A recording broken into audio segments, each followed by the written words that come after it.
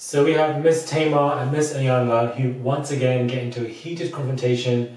Their mother interjects, Tamar walks out, and it just becomes a massive blur. Right to detest your experience. No, you don't. Yes, I do. My experience is my because experience. you haven't had a conversation with me. All you do is talk over people. Correct People her. wait a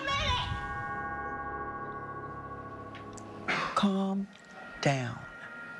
Whether you agree with Iyanla or not, you cannot disrespect her. Hey guys, it's Marwan. Hopefully you guys are doing well today. So we have the second part of this entire counselling session with Miss Iyanla and the entire Braxton family. And I do feel that the way this entire session was orchestrated was very, very interesting. So we're going to digest and dilute ourselves into this very slowly. So first and foremost, we have them all sitting at the table and they're talking about the issues and stuff. And they're talking about the commitment that was broken, which was to meet at a particular time the day before. And that commitment did not happen simply because Tamar and a few other people came late, like Tony. And Tony was happily able to accept it. She realized where she was wrong, she was late and moved on from it. Whereas Miss Tamar did not have it. You could tell from her body language, the conversational behavior, the way she would respond back in a quite aggressive and a passive-aggressive manner.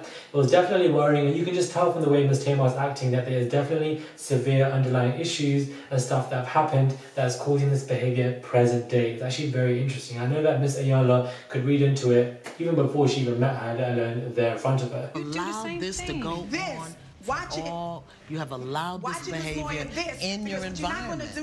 And it had to come to the point where the mother had to get involved and she had to just stop Tamar in her tracks, and she looked in the eye and said, we're not going to go any more further with this type of behavior. It's going to stop right now. Which name calling are you hearing? I now want to be seen. You really got to watch your mouth. Like, what are you talking about? Who talks to me like that? Because none of you were raised that way. Tell her what you feel, but it's a way to do it, baby. So I'm not due respect. No, respect your elders. Let's go with what the word. You want to go with the word? In that present room where everything was very heated. And it was very interesting to see the conversation between Iyanla and Tamar, and also the atmosphere between the mother and Tamar. It was as if she just knew there and then to not say anything, and she continued on and she didn't. And then we have Miss Toni Braxton, who obviously reflected that she has a distaste for her entire family because she feels that they halted her career. Now this is obviously something that which somebody can hold towards their family or towards their friends if they hold to something that would lead to their progression until the day they die, because obviously that is something that can stick with you forever. You weren't able to go to XYZ to reach the heights that you really wanted to because your close beloved ones were halting your progression. That is something that you can really hold into you. So it was quite nice to see everybody relieving themselves, even Miss Tracy Braxton as well, who felt that she was betrayed but at the same time wasn't there for other siblings, and everybody was able to talk around the white table. Now this itself was a completely different entire atmosphere. It was more comfortable, it was more opening, it was a bit more daring. The atmosphere was a bit more mellow, a bit more, I wouldn't say calm, but less heated than prior. Everything had just really changed after Tamar walked out, was upset and went to the car, breathed, and then, came back and suddenly just knew everything. It was very interesting. It's also very interesting how everybody naturally gravitates towards Tamar and her dynamics. If she does something, it's obviously received in a more of a different manner as opposed to somebody else did it. Example, Tracy, she would receive a bitter end if they both do the same actions. Whereas one obviously halted and the other person, obviously nothing happens to them. Whereas Tamar, somebody would not. And why would that be? It's because everybody has adapted to that aggression. Everybody has adapted to that behavior, and therefore they know that the quicker and easier way for them is to not say anything, to let it happen so that they don't have to face the consequences of that behavior in the future. It's very, very interesting, and I feel like a lot of family dynamics go along with this entire plethora without even knowing it, subconsciously or consciously. But then when it comes to the white tablecloth, everybody's fine, everybody's well, everybody's confessing. I think the statement, I confess, or I am confessing, is very, very powerful. So that helped to, induce this entire atmosphere. And obviously Iyanla knows exactly what she's doing. And we have everybody, we have Tracy, we have Tony, we have everybody, confessing and crying, getting very emotional. And then obviously Tamar got very, very emotional, realized that she was wrong in certain places.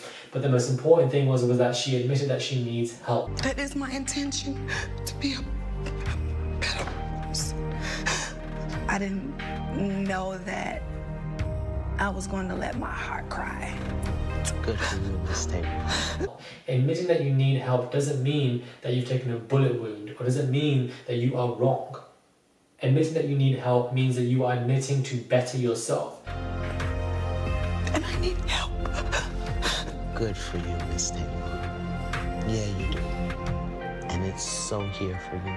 It's a great and powerful and liberating thing to say. So I do feel like it was a very powerful moment for her, obviously a very emotional moment for the entire family, and of course the audience, let alone Miss Iyanla and obviously Tamar herself. But I do feel like this particular episode I really liked simply because it showed progression. It showed one end of the stick and it showed the positive end of the stick. It showed how there was confrontation, arguments, not enough healthy communication, and that completely was diluted and it changed completely into something very positive. It showed progression, healing, growth, and that's what we want to see in the episode. From a commercial standpoint, I feel like it was a great episode. I feel like it would do well. I feel like it would both benefit the Braxton Values and Miss Iyanla. So I do feel that this entire episode was great. It was interesting to see their family dynamics. Of course, everybody's seen it in their show, but with Miss Iyanla to help control everything, it was very, very needed and great TV as well. So do let me know what you guys think of this entire review and this entire episode. Do let me know what you guys think of this entire video, and please subscribe too. I would most definitely appreciate it.